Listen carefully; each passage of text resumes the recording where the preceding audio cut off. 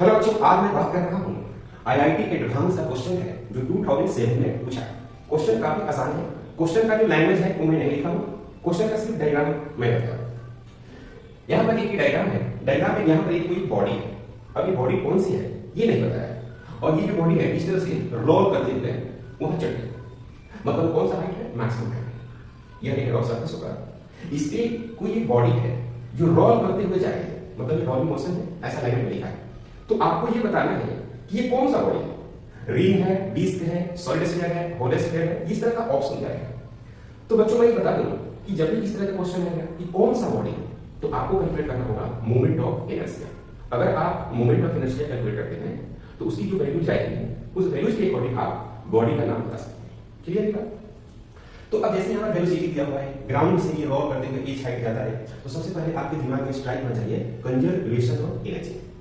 क्योंकि conservation energy से इसको बहुत आसानी से सोल्व कर सकते हैं, और मुझे लगता है कि कंजर्वेशन एनर्जी से ही सोल्व नहीं होता है ना। न्यूटन का मोशन टॉर्क लगा के सोल्व कर सकते हैं, लेकिन सबसे जो अच्छा कांसेप्ट है वो है कंजर्वेशन ऑफ एनर्जी। तो मैं क्या लिखूंगा यहाँ पर, फ्रॉम यानी कंजर्वेशन ऑफ एनर्जी।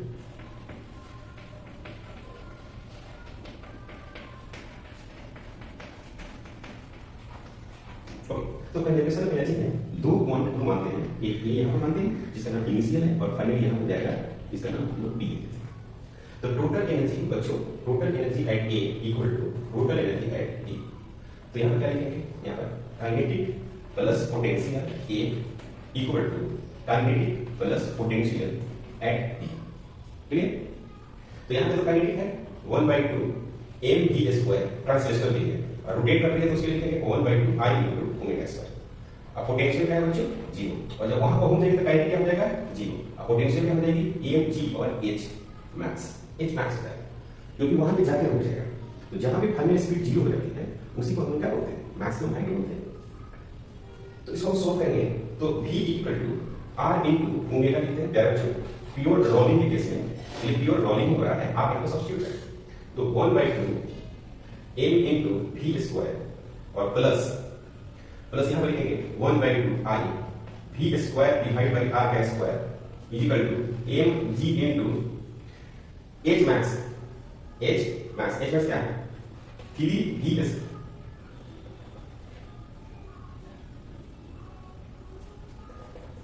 1/2 I और v² divide by r² equal to solve करो।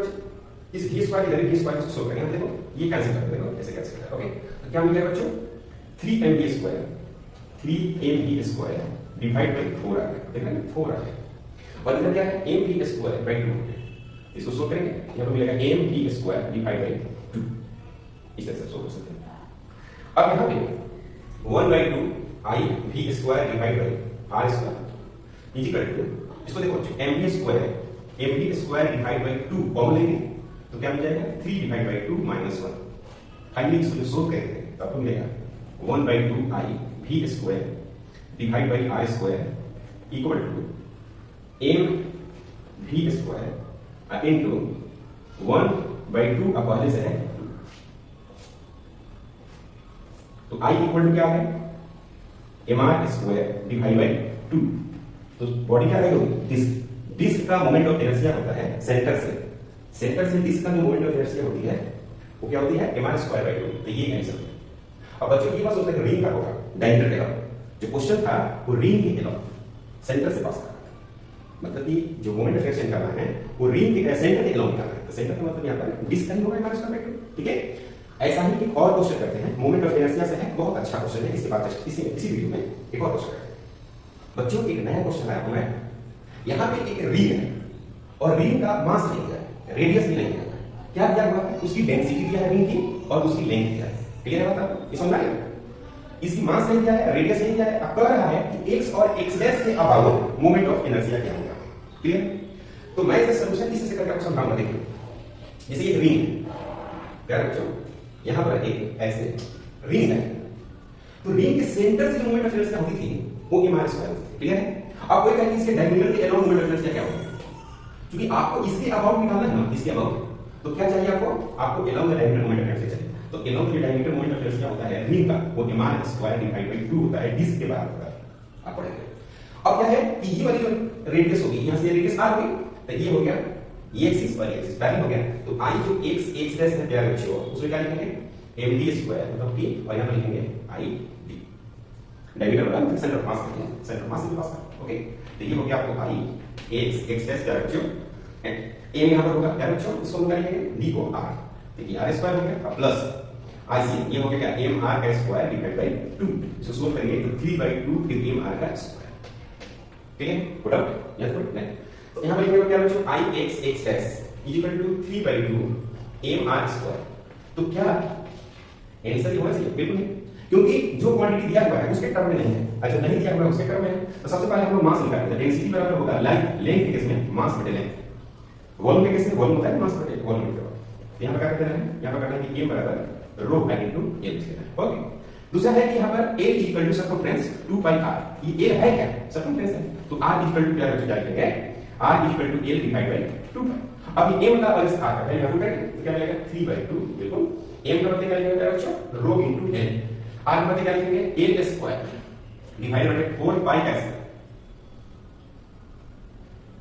a square.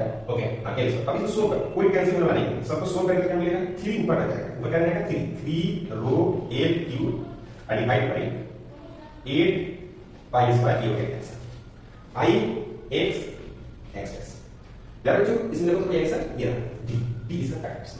ठीक है, क्वेश्चन आप समझो, अगर आप IIT एडवांस का क्वेश्चन समझ गए हैं तो 50% सॉल्यूशन तय है। क्वेश्चन समझिए, जैसे ये क्वेश्चन है तो बहुत सारे बच्चे क्या करेंगे रिंग का मोमेंट ऑफ एनर्जी नहीं करेंगे, मार्क्स नहीं मार्क्स वाले लिखा ये मार्क्स का तो होता है, लेकिन इसके एक्सिस के पास करते हैं, यहां पर निकालना पड़ेगा डायमीटर के नाम, क्योंकि इसके ये क्या है एलोंग द टेंजेंट है, इस तरह से वर्टिकल रहता है तो एक्सिस से निकाल लेते हैं माइनस को, ये इस तरह से, इसलिए इसको ऐसे डायमीटर के नाम निकालना। यही बच्चा नहीं समझता, अगर समझ जाए तो सोल्व करना। तो किसी भी क्वेश्चन को सोल्व करने से पहले आप क्वेश्चन को समझो, समझ रहे? और उसने क्या कहा है, उसने कहा है कि अगर किसी प्रॉब्लम को आप समझ जाते हैं तो 50% सॉल्यूशन तय है। 50% सॉल्यूशन तो हो गया, तो क्वेश्चन को बच्चा नहीं समझता, ये छोटे-छोटे क्वेश्चन है एडवांस क्वेश्चन। ओके, चैनल पर नए हैं प्लीज सब्सक्राइब करें, शेयर करें, थैंक यू।